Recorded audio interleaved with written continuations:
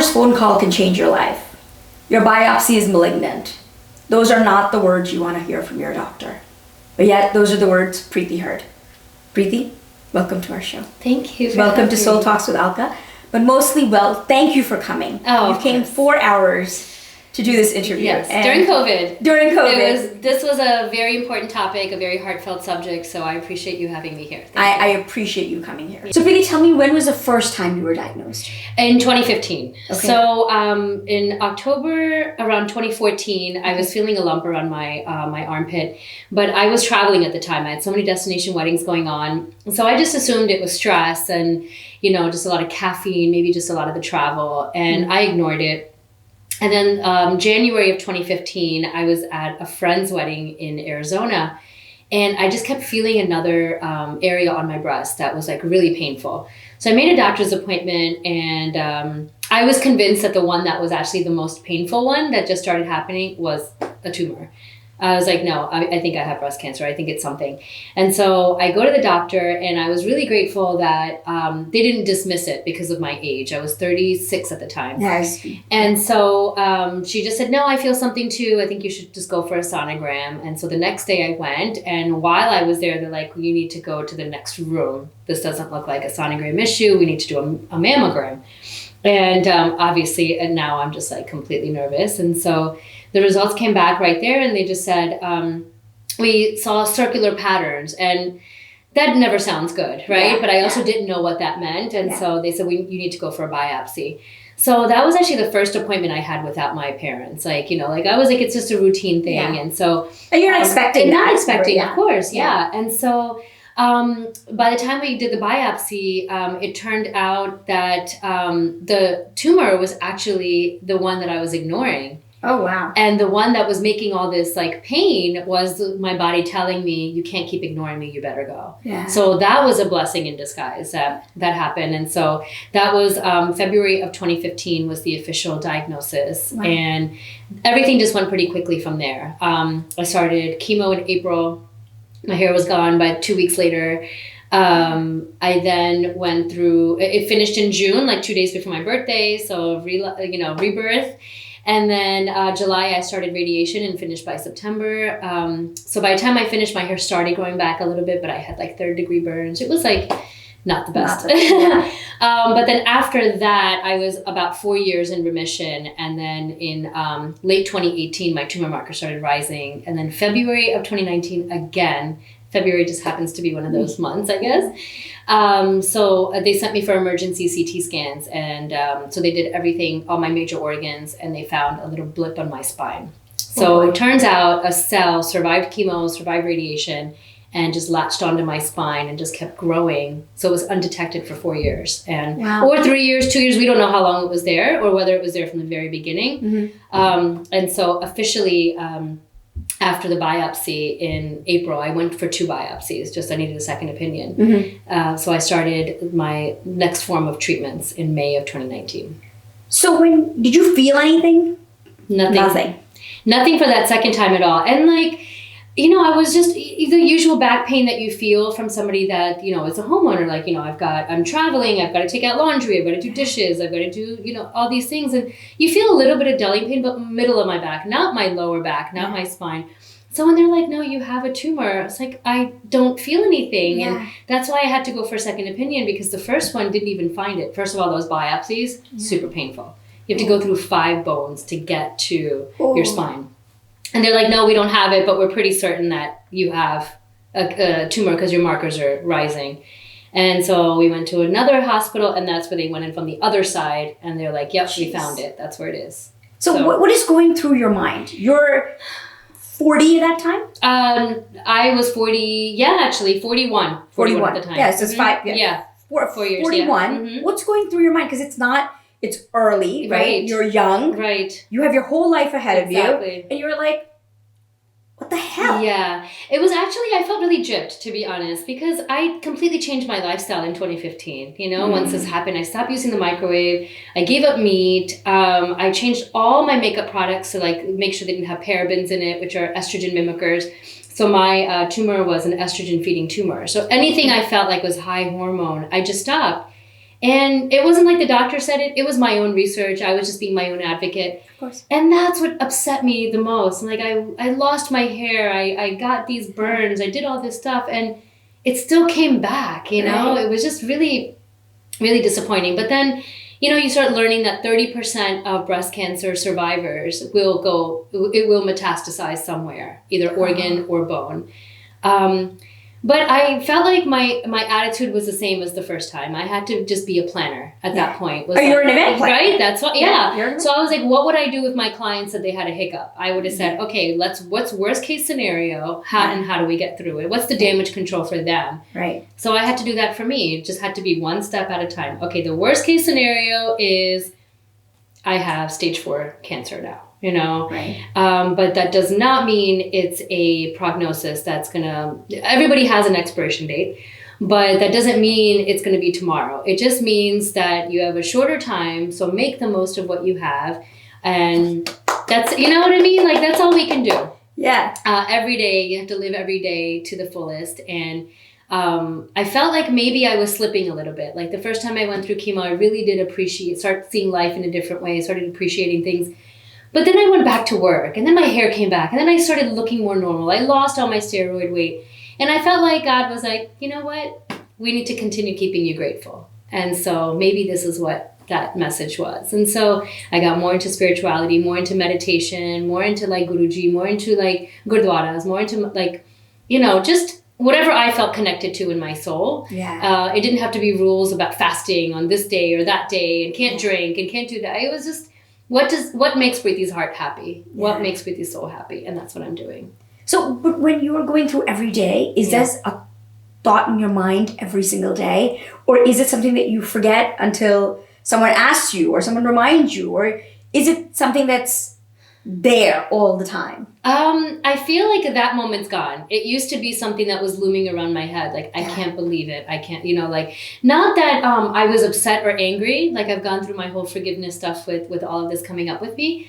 But I think, like, I'm still doing everything that I need to every day. But I think now I'm just listening to my body more. Okay. So if I'm just too tired to do dishes for 3 days, it's just going to sit in the sink for 3 days. And I love that. You know what I mean? And because of COVID, I can't even ask mom to help, or like, I know they feel really helpless, and it's just, it's really tough to do everything by yourself. Yes. But at the same time, I'm allowing days where I've got ghosts. I have my puppy ghost at home. You know, if he's like a little fluff ball and he's shedding and I didn't, you know, sweep for 3 days, I'm just going to step into his fur for 3 days and just make sure my socks don't come into bed, you know, like, it's just, I couldn't, it's not that I stopped thinking about it. I just stopped thinking about things that just don't matter anymore. You didn't sweat the small stuff. I can't anymore. I'm not going to waste whatever, you know, amazing, valuable time that I have on because I didn't do dishes, you know, I'll throw it in the dishwasher. That's awesome. It's not a big deal. Yeah. And how are you handling yourself during COVID? I know during COVID, like, we really went through, what did the set look like? Right. How far were we apart? Right. You were super careful. Exactly. About coming here. We've sanitized the air. Like, everything has been done. Yes. But how are you with your day-to-day life? Because you're living alone. You're with ghosts. Like, how are you handling?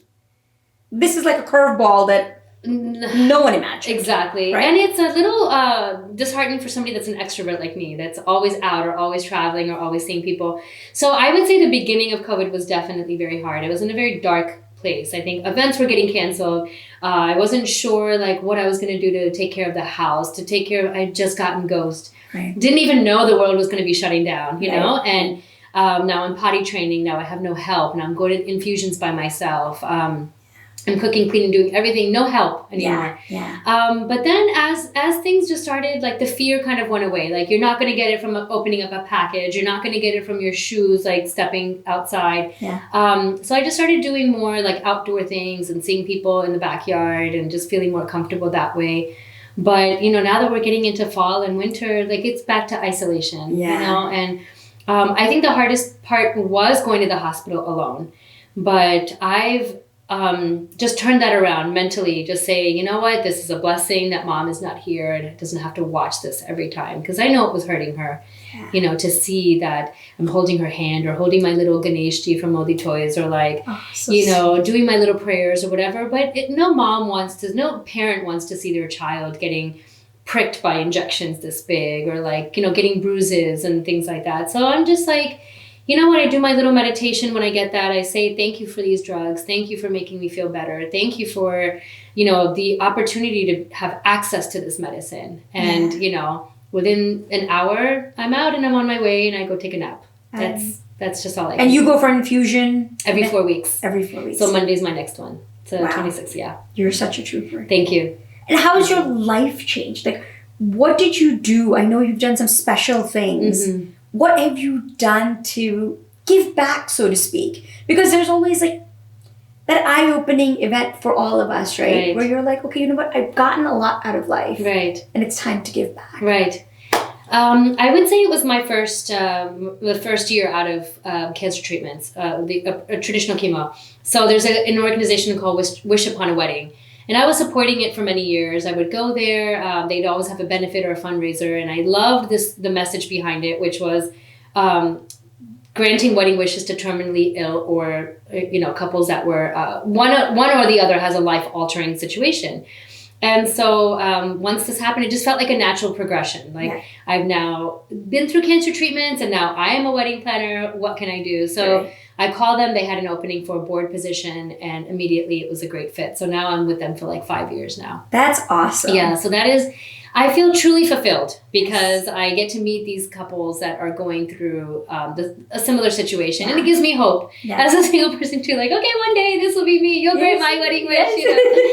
So yeah, that's my way of giving back. And then every month I have donations, like for Mediviver, which is for people living with metastatic breast cancer, which is who I am. So we call ourselves Medivivers. We're survivors. We're thrivers. And then I also do something with a girl in India. I've been sponsoring her for the last 4 years. That's awesome. So yeah, that was kind of part of my way of just like what else can I do to show that I'm grateful, that whatever I have, I want to give, and I know that abundance is just going to make its way back, and in health is more in wealth is That's what right. I want. Yeah. And how do your parents deal with it, or how are you with your parents, right? Yeah. Because you can cry and then you go in front of your parents, and all of a sudden, if your mom is down, you're like, Mom, I'm totally fine. Like, there's nothing wrong. Yeah. But how is it that you keep them, happy? Yeah. So initially I was living at home when I went through the first round of everything. And I was very firm. I just said, look, if I'm going to have off days and you don't want to see it, do not come in my room. I can't be strong every day. Right. And I also can't be strong for you. Right. So you have to find a way to make this work for you. And I don't want, I'm not a bichari. I'm not a poor girl in any way. It happened. Let's move on with it. Me crying about why is not going to change anything at all. Wow. So let's move on from what the situation is.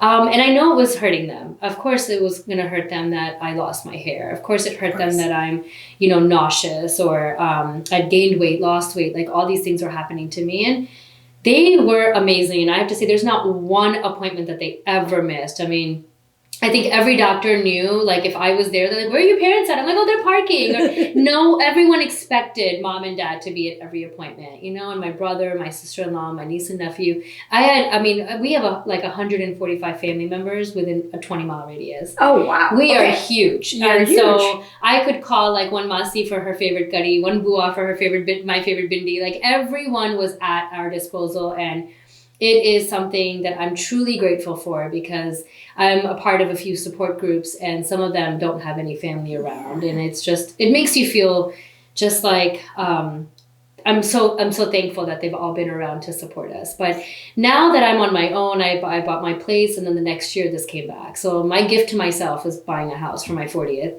And That's awesome. Following year, it was as a realtor, that makes my heart so happy. It was a custom. I put a down payment down on the Valley, and awesome. I got to put in all these custom touches. It was a new build, and I never got to do a housewarming because I was traveling so much. And then when this happened, I'm like, I'm doing housewarmings every month, and I literally had 3 parties last year, and it was it wasn't a housewarming, it was celebration of life. That's right. Yeah. So each month was a different theme. And I had to do 3 different tranches of friends because I have so many friends, which I'm also so grateful for. That's awesome. But I'm like, I can't fit you all in my house. So but you this group. You also are planners. You also have so many ideas, right, that you can execute. You're this so is the way to do it. This is a chai party. This is a Mexican theme. This is the thing. Yeah. So it was really fun. That's awesome. Yeah. So how do you keep yourself? Like, you obviously have bad days. You have Right. good days. And Right. good days we can see. Right. Right? Your spirit we can see. Thank you. But when you're going through your bad days, Yeah. what is your dialogue with Preeti? I just remind myself it's okay to have a bad day. Yeah. Like I'm upset today and it's okay. Look in the mirror or lie down in bed and just say, pick up your stuff tomorrow. I was going to say, pick up your ish tomorrow, but today is a day where if you want to stay in bed all day and eat chocolate and drink wine and watch movies and cry, that's fine. You're allowed to have that day, but you're not allowed to have it every day. That's it. That's what I tell myself. So if I'm in bed, I don't justify it anymore. It used to be like, oh, maybe it's because of the moon cycle. Maybe it's because, it's raining. Rain does definitely affect my bones. Yeah. That's definitely when I'm in a lot of pain. But, okay. I get through it now. Now I just figure out like Ghost is so amazing. He knows when mommy can't walk that much. And so he keeps busy on his own and, he'll play with whatever toys he can until his next, pee-pee break. And he's a godsend. He like definitely understands like what I need from him and what he needs from me. So, that's awesome. Yeah, it's really a blessing. So for women who obviously going through chemo, Mm-hmm. going through second stage is not easy, Mm-hmm. but getting this diagnosis is obviously much more. Right. What is your advice to two sets of people? One is someone who's we all had bad days, Right. But we make a mountain out of a molehill. Correct. What about for all of us? Yeah. What is your piece of advice? And for someone who's going through, okay, so maybe 3, I lied. Yeah. 3 things. So somebody who's going You're through, gonna have to remind me. Like, what else did you ask me? I don't remember. the third person, like who's going through chemo, who's just a friend of mine just got diagnosed. Oh, I'm sorry to hear that. And now she's getting ready, Mm-hmm. right? What would your advice be to her? Okay. And then to those who are now in sort of that remission period, Right. with the scare on their mind Mm-hmm. always that, is this thing going to come back? Right. What is your advice to them? So 3 things. I would say it's pretty much, I would say, clear across the board. Nothing stopped me. I went through chemo and radiation. I lost my hair. I wore a wig to every wedding. I was at every single event. Even if my couples were understanding if I couldn't make it, I was still there. So don't stop doing what you're doing. My doctors firmly believe it was because I was staying so active that I was able to kind of get back to life a lot quicker instead of just staying in bed all day, not walking around. Maybe my walk started with 5 minutes and then the next day went to 10 minutes. I just allowed myself to do what it needed to do, but I wouldn't stay in bed. So if you're newly diagnosed, yes, that fear is there. I can't stop you from that fear, but I will say that fear isn't going to change anything. It's not going to make anything better for you. It might make it worse. You don't want to overthink something that you can't change because your mindset is 50%. The treatments that they're offering you is what's going to help you live a longer life. But your mindset is what's going to get you to that other 50%, So whether you're newly diagnosed, whether you're in remission, whether you're, have a prognosis of, it's spread, it shouldn't change anything. And again, I'm not saying I'm happy all the time. I'm not being misleading by saying this is me every single day. But I allow myself those days to just say, I never say, why did this happen? And I never say, I wish this never happened to me. It's just, okay, you're having a bad day today, as anybody that, would, right? I have some friends that are even afraid to tell me like that they hurt their foot. They're like, oh man, I hurt my foot. It's the worst pain. And they're like, oh, but who am I telling? I'm like, look, that's the biggest thing in your world that you hurt your foot. Right. It doesn't minimize it just because I'm going through something completely different. Right. But you do feel like I wouldn't want to come to you and say, okay, I hurt my foot. I'm so, why did this happen to me? Because I feel like an idiot, right? What am I complaining about? But then I would feel upset. Like, okay, so you can't be normal around me just because I'm going through something, Right. But it's almost as if she can handle this with a smile. Right. Why can't I get a grip with with like a broken foot. Like, Yeah. so, I guess that's the other thing, right? It's like, okay, everyone has a role model, right? So you're a role model to so many women, Thank you. like to your friends. Yeah. So to me, like, I would never come to you and say, Preeti, wisdom truth extracted. Right. I'm not a pain. You're like, shut up. Like, what are you complaining to? Right. But she stands, she does it. Yeah. Buckle up, buttercup. Right. I love that. Buckle up, buttercup. That's and right. just do it. Just do it. Yeah. But yes, do it. Do what you can. That's all it is. Have those days where you're in pain. Have those days where you're upset. It's okay. But don't let that be an everyday thing. Don't let fear keep you from seeing all the beautiful things that every day is bringing you. I think that since I got Ghost and I've been, walking him every day, I've never appreciated so much more in life. Like, I saw more dragonflies this summer than I'd ever seen. I've been seeing so many butterflies, and I'm like, I would have just been home. Yeah. If I didn't have to walk him 4 or 5 times a day, I would have maybe sat outside in the backyard, maybe entertained some friends. But I got to walk, and now I'm seeing leaves change color. Yes. Now I'm seeing, the beauty of like birds kind of like migrating, and those are all like little things that bring you so much joy that you never realized. Absolutely. Before. I think, and the pandemic has done that, right? Yes. It has brought us all like a little closer to nature. Yes. I never noticed how beautiful clouds were. Yeah. Like, have you seen how beautiful they are? Yeah. I can't get over it. And it's not just here, right? Like, this pandemic has been a blessing for everywhere. Didn't they say like in India they can finally see the Himalayan mountains? Yeah. Venice is saying that the swans have come back. Yes. I mean, this is like, we have made this planet to what it was. Yes. And now only we can kind of let their lungs breathe a little bit. Absolutely. And we're not undermining the pandemic. We're not saying it's not the worst thing.